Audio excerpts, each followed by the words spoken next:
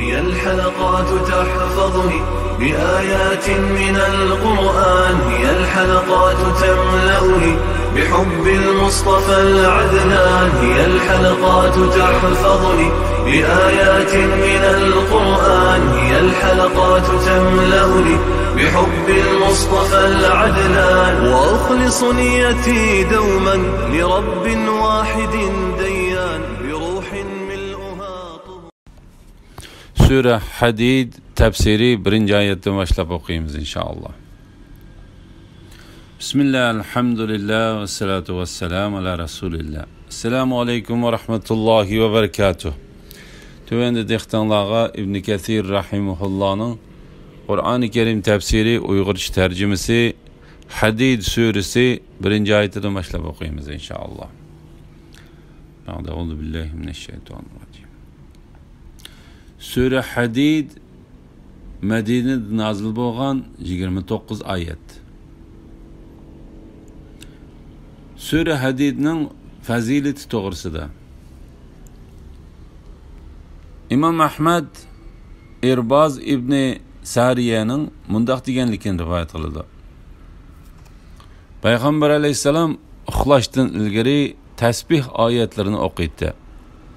U mundaq dedi: Tasbih ayetlerining ichida fazilati 1000 oyatdan ortiq bir oyat bor.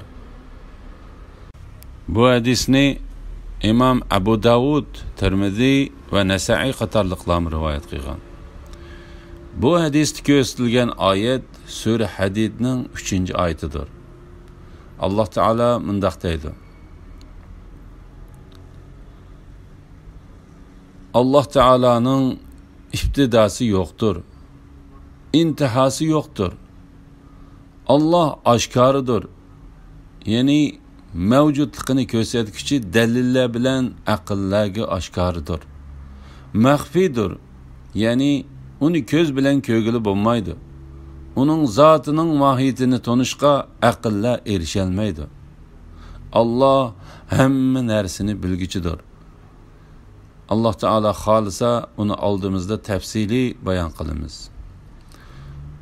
Buningda Allohga ishonamiz va uningga yo'linamiz. Allah bizga kifoya qilguchidir. Allah nima degan yaxshi himoya qilguchi ha? Bismillahirrohmanirrohim. Nihoyat shafqatlik va mehribon Allohning ismi bilan boshlayman. Osmonlardagi va zamindagi narsalarning hammasi Allohga tasbih etdi. Allah g'olibdir, hikmat bilan ish qilguchidir. Osmonlarning va zaminning podshohligi Allohga xosdir. Allah o'ldiralaydi, terildiralaydi. Allah har narsaga qodirdir. Allohning ibtidosi yo'qdir, intihası yo'qdir. Allah oshkoridir. Yani mevcutluğunu ko'rsatuvchi dalillar bilan aqllarga oshkoridir.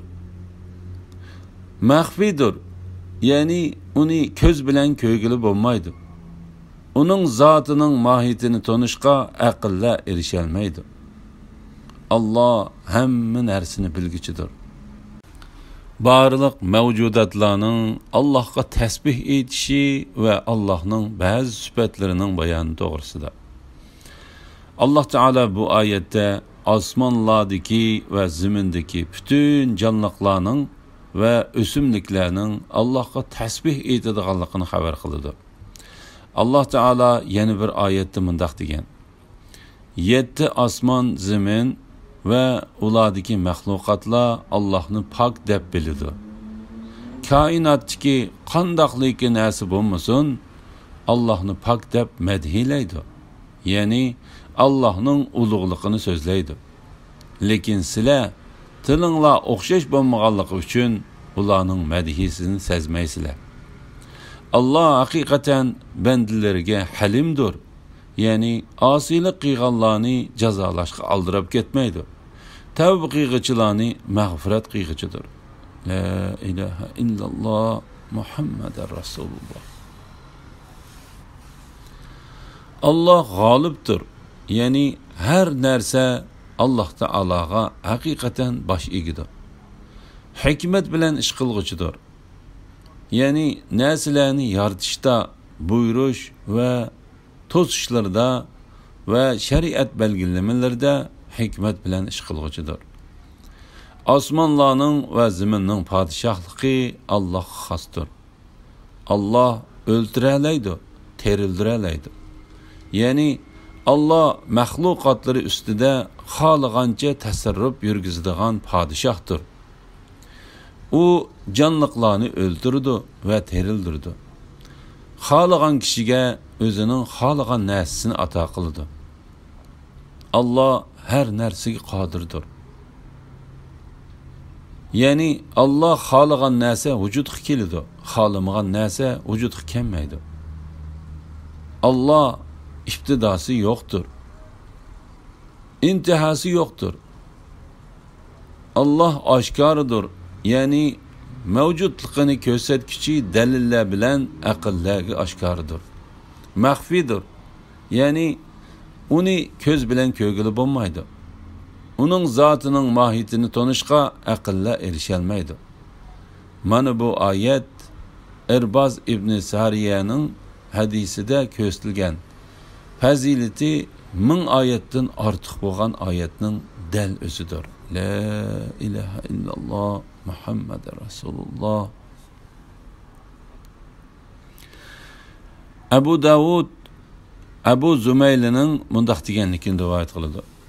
Men Ibn Abbasdan dilimda bir narsa bor, qanday qilsam bo'la deb so'radim. Ibn Abbas u nima dedi. Men Allohning nomi bilan qasamki uni deb berolmayman dedim. U narsa shakmo dedi va kulib qo'yib. Uningdan hech kim qutula olmaydi. Hatta Alloh taolo muboda sen menga biz nozil qilgan kitobdan shaklanadigan bo'lsang, sendan ilgari kitob o'qiganlar, ya'ni Tavrat bilan Injil nozil qilingan Yahudilar va Nasoralardan so'rab baqqin. Shubhisizki sana Rabbing tarafidan haq Qur'on keldi degan oyatni nozil qildi dedi. Va yana menga agar ko'nglingda shakdak bir narsa borligini his qilsang, Allohning ibtidosi yo'qdir, intihasi yo'qdir. Allah oshkoridir, ya'ni mavjudligini ko'rsatkichi dalillar bilan aqllarga oshkoridir. Maxfidir, ya'ni uni ko'z bilan ko'rgili bo'lmaydi. Uning zotining mohiyatini tanishga aqllar erisholmaydi. Allah hamma narsani bilguchidir degan oyatni o'qigan dedi. Subhanalloh. Tafsirshunoslar bu oyatni har xil tafsir qilgan bo'lib, ularning qarashlari 10 necha xilga yetadi.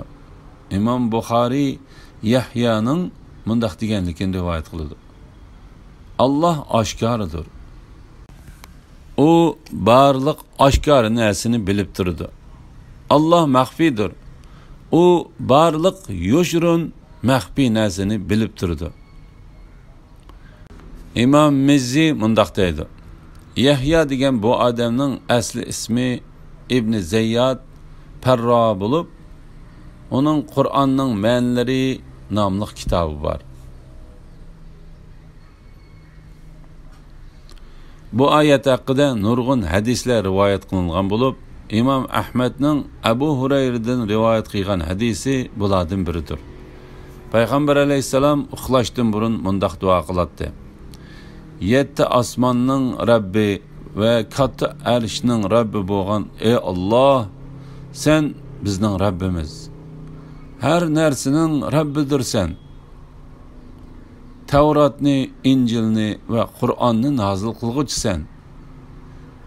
Sen donlarni va uruqlarni bexlantirg'uchisan. Sendan boshqa iloh barhaq yo'qdir. Sana sig'inib her narsaning yomonligidan panoh tilayman. Sen her narsaning ko'kilisidan tutqisan. Sening boshlanishing yo'qdir, ham oxirlashishing yo'qdir. Senden ilgari ve senden keyin hiç narsa mavjud emas. Sen aşkarısan. Senden aşkarı hiç narsa yok. Sen mahfiysen. Senden yoshurun hiç narsa yok. Bizning qarzimizga xotimi bergin. Bizni kambag'allikdan qutuldirib boy qilgin. La ilahe illalloh Muhammed Rasulullah. İmam Müslim Sahlning mundaq deganligini rivoyat qildi. Agar birarimiz uxlamoqchi bo'lsak, Abu Solih bizni o'ng yenini besib yetishga, ondan bu duoni o'qishga buyurdi. 7 osmonning Rabbi va katta arshning Rabbi bo'lgan ey Alloh, sen bizning Rabbimizdirsan. Her narsaning Rabbidirsan. Sen danlarni va uruqlarni behlandirg'uchisan. Tavratni, Injilni va Qur'onni nozil qilg'uchisan. Sana sig'inib har qanday yomon narsaning yomonligidan panoh tilayman. Sen her narsaning ko'kilisidan tutqichsan. Sening boshlanishing yo'qdir, ham oxirlashishing yo'qdir. Senden ilgari va senden keyin hech narsa mavjud emas. Sen aşkarısan, senden aşkarı hiç narsa yok. Sen mahfiysen, senden mahfiy hiç narsa yok. Bizning qarzimizga xotimi bergin. Bizni kambag'allikdan qutuldirib boy qilgin. Abu Solih bu duoni Abu Hurayradan Payg'ambar alayhisalomning uxlashdan ilgari o'qiydiganligini rivoyat qildi. La ilaha illalloh Muhammed Rasulullah. Allah osmonlarni va zaminni 6 kunda yaratdi. Ondan o'ziga loyiq ravishda arsh ustida qaror oldi. Allah zaminga kirib ketadigan narsalarni, zamindan chiqadigan narsalarni, osmondan tushadigan narsalarni, osmonga o'rlaydigan narsalarni bilib turdi. Sizlar qayerda bo'lsanglar, Allah sizlar bilan birga. Allah qilayotgan ishinglarni ko'rib turg'uchidir. Osmonlarning va zaminning podshohligi Allohga xosdir. Hamma ish Allohga qaytariladi. Allah kechini kunduzga kirgizadi, kunduzni kechiga kirgizadi. Allah dillardagi sirlarni bilguchidir. Allah Teala'nın bilişi, kudreti ve padişahlıqının hamma narsani o'z ichiga oladiganlik to'g'risida. Allah Teala bu ayette o'zining osmonlarni, zaminni ve ularning orasidagi narsalarni 6 kunda yaratganligidan xabar qiladi. Ondan Allah Teala bu narsalarni yaratib bo'lgandan keyin o'zining arsh ustida o'ziga loyiq ravishda qaror olganligini xabar qildi. Bu ayet ve bu ayet bilen ma'nodosh ayetler haqida Sura A'rafda tafsili to'xtalib o'tdik. Shunga bu yerda qayta takrorlamaymiz. Allah zaminga kirib ketadigan narsalarni, ya'ni zaminga kirib ketadigan uruq, suv tomchilari qatorliqlarning sonini, zamindan chiqadigan narsalarni, ya'ni zamindan chiqadigan o'simliklarni, ziroatlarni va mevalik daraxtlarni bilib turdi. Allah Teala bu vaqti mundaq degan. G'aybning xazinalari Allohning dargohidadir. Uni faqatla Alloh biladi. Quruqliqdagi dengizdagi narsalarning hammasini Alloh biladi. Daraxtdan to'kilgan yaproqdan Alloh bilmaydigan bir narsami yo'q. Mayli qorong'u ya ostidagi biror dan uruq bo'lsin, mayli ho'l yoki quruq narsa bo'lsin, hammasi Allah'a ma'lum bo'lib, Lavhul Mahfuzda yiziqliqdir. Osmondan tushadigan narsalarni, ya'ni yomg'ir, qor, sovuq, rizq qatorliqlarni, hurmatlik farishtalar elib tushadigan hukmlarni, osmonga o'rlaydigan narsalarni, ya'ni farishtalarni va Allohning dargohiga o'rlaydigan amallarni bilib turdi. Bu vaqtda İmam Müslim Peygamber Aleyhisselam'ның mundaq deganligini rivoyat qiladi. kechida qilingan amallar tong etishdan burun, kunduzda qilingan amallar kech kirishdan burun Allohning dargohiga o'rlaydi. Sizlar qayerda bo'lsanglar, Alloh sizlar bilan birga. Alloh qilayotgan ishinglarni ko'rib turguchidir. Ya'ni Alloh sizlarni kuzatib turdi. Amallaringlarni ko'rib turdi. Sizlar mayli qayerda bo'linglar, mayli quruqlikda yoki dengizda, mayli kechida yoki kunduzda, mayli uylarda yoki cho'llarda bo'linglar, barliq ahvolinglar Allohning teng to'liq bilishi, ko'rishi va anglashi ichidadir. Alloh hamma so'zlaringlarni anglab turdi. O'rninglarni ko'rib turdi. Sirlaringlarni va yoshirin pichirlashinglarni bilib turdi. Alloh taolo bu vaqtda mundaq degan: Rastınla ula, yani kafirlar, Rasulullah Kur'an okuyatqanda, onun yenidən ötkenlerde, onundan yoşurunish üçün yüz örüydü. Rastınla ula kiyimleri bilen çümkünü alğanları da, Allah ulanın yoşurun ve aşkar işlerini bilip durdu. Allah hakikaten dilladikini bilgiçidir. La ilahe illallah Muhammed Resulullah. Sizlerinin içinladın yoşurun söz kıygan, aşkarı söz kıygan, keçisi yoşurungan, kündüzü aşkarı yürgenlerinin hemmesi Allah için etqanda okşaştır. Yani Allah hemmini bilip durdu. Allah'tan başka hiç ilah yok. Onundan başka hiç terbiyeci yok. İmam Bukhari rivayet kılıdı ki, Cibril aleyhisselam Peygamber aleyhisselamdan ihsan, yani yaxşılık kılış degen nemu deb so'raganda, Peygamber aleyhisselam Cibril'ga mundaq cevap verdi: Allah'a xuddi onu körüp tuğandek ibadet kılışın ihsandır. Gerçi sen Allah'ını köymesen mu, Allah seni körüp durdu.